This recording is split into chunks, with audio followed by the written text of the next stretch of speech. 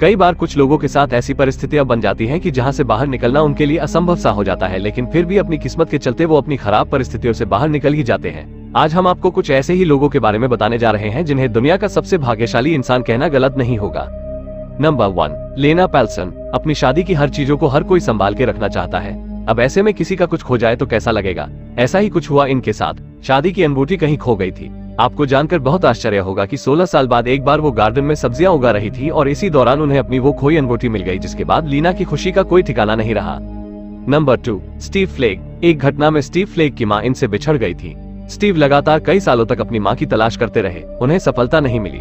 एक बार वो जिस चेन स्टोर में काम करते थे वहां के बॉस को स्टीव ने अपनी बात बताई और अपनी मां का नाम बताया। आश्चर्य की बात तो तब हुई जब बॉस ने उनकी मां का नाम सुनकर कहा कि ये महिला तो उन्हीं के दूसरे चेन स्टोर में काम करती है, और इस तरह स्टीव को अपनी मां मिल गई जिसका उन्हें यकीन ही नहीं था।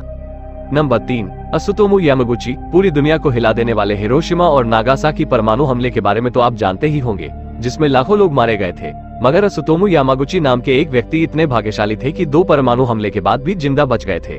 6 अगस्त 1945 को जब अमेरिका ने हिरोशिमा शहर के ऊपर एटम बम गिराया तो यामागुची अपने ऑफिस के काम में हिरोशिमा शहर में ही थे। पूरे शहर आग, गर्मी और रेडिएशन से भर उठा था, पर इससे वो बच निकले और सिर्फ उनका हाथ ही जला था। उसके बाद वो तुरंत अपने शहर नागासाकी की ओर रवाना हो गए। लेकिन 9 अगस्त 1945 को नागासाकी में एक और धमाका हुआ और असुतोमु यामागुची एक बार फिर परमाणु हमले की चपेट में आ गए, फिर भी उन्हें कुछ नहीं हुआ। Number 4, bill Morgan. जिंदगी में कब कोई बड़ा हादसा आ जाए कोई नहीं कह सकता।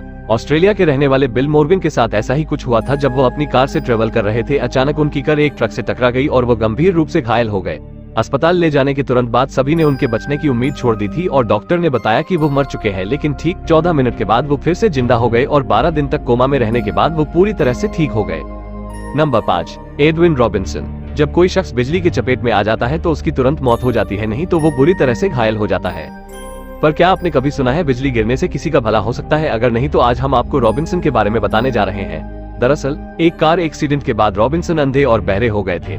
एक दिन वो अपने घर के बाहर ऐसे ही टहल रहे थे, तभी बारिश आने लगी। उसके बाद बिजली भी गिरे। इसका प्रभाव इतना ज्यादा पड़ा कि रॉबिन्सन नीचे जमीन पर गिर गए। 20 मिनट तक वो ऐसे ही लेटे रहे और उसके बाद घर चले गए और बिस्तर पर सो गए। लेकिन जब वे शाम को उठे तो उन्हें पता चला कि वो सब कुछ देख और सुन पा रहे थे।